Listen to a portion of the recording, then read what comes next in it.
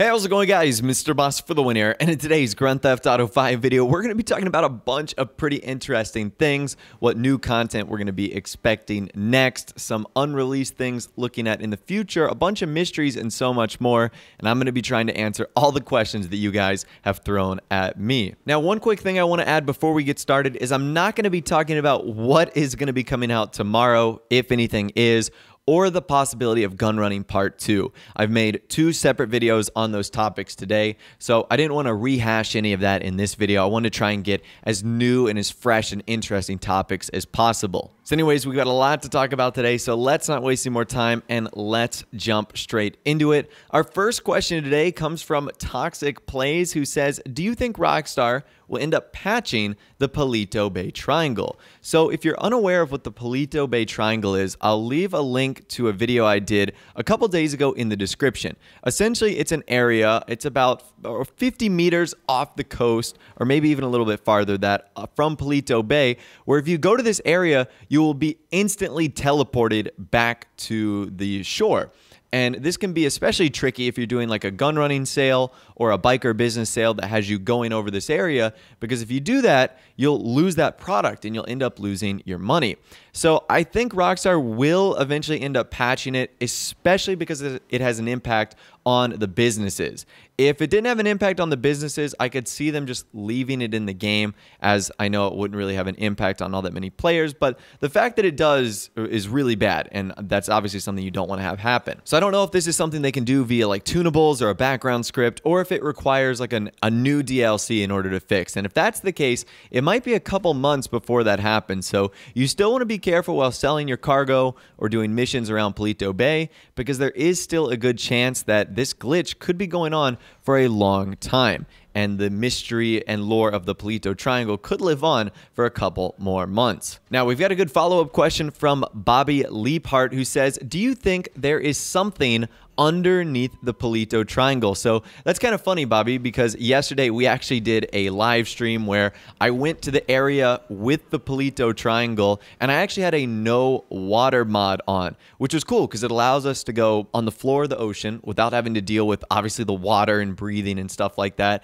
And there wasn't anything under there. The only thing I noticed that was funny was that there was a massive crashed airplane. And it's kind of interesting that this area has gotten the name Polito Triangle after the Bermuda Triangle, because the Bermuda Triangle is an area, I think, in the Atlantic Ocean where like planes and helicopters and stuff, they just disappear.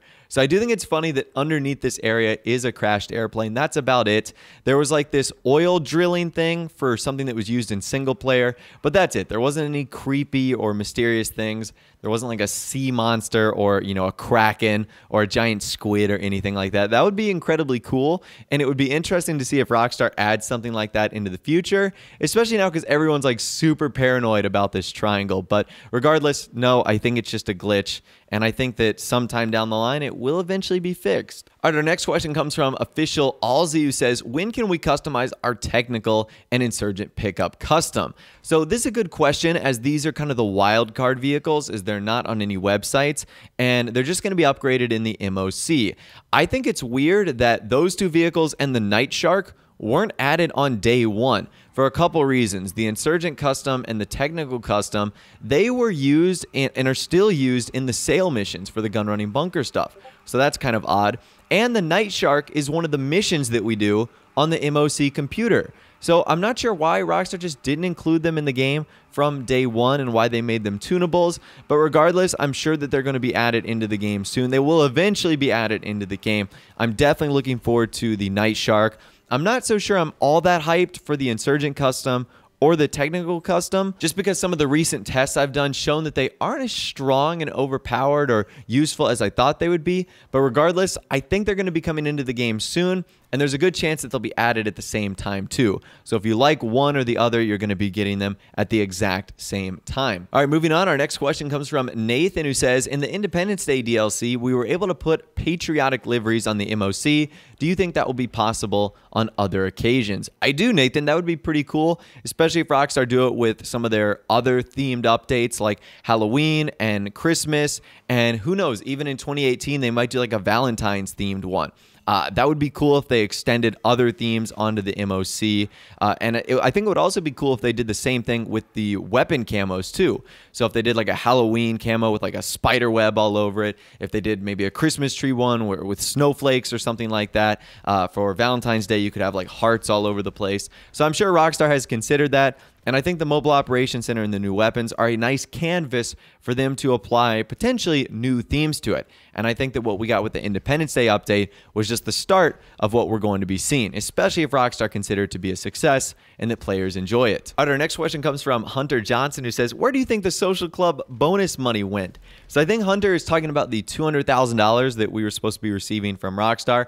I don't know. It seems like 1% of people have actually gotten this. Now, we do need to keep in mind one more date. That is going to be July 17th. That is when Rockstar said we are going to be getting the money officially. But who knows? Because last time they said we were going to be getting the money, almost no one did. So we're going to have to keep our eyes and ears peeled out for the next date, July 17th.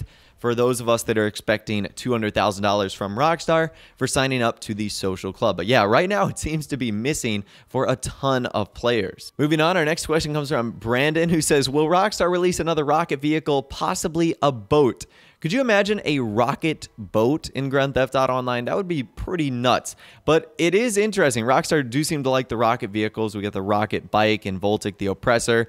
I wonder what else they could do, like a rocket jet, even though I don't think that would make sense. A rocket helicopter, a rocket airplane. They're kind of running out of things to do, but a boat would certainly be interesting, especially if it had the ability to like fly and then land back in the water. Again, I think that one's a little bit crazy, a little bit far-fetched, but I still think it could be pretty cool as far as adding another wacky vehicle into the game. Maybe if Gun Running Part 2 is a thing, that is something that they consider, as they know they can price the rocket vehicles pretty expensive, so who knows if we're ever going to receive one, but I know they're a lot of fun, and I enjoy the Oppressor a lot, so I think that would be pretty cool. Our next question comes from Daryl, who says, Mr. Boss, do you think they would ever add more cars to what you can currently use in import-export? That is a great idea, Daryl. I've been saying this for a while now. They need to keep updating the import-export car list, because that would honestly make me go back to it. Imagine if they added the Wagner and the XA21 and the Progen GP1 and the Infernus Classic and the Turismo Classic and the Rustin.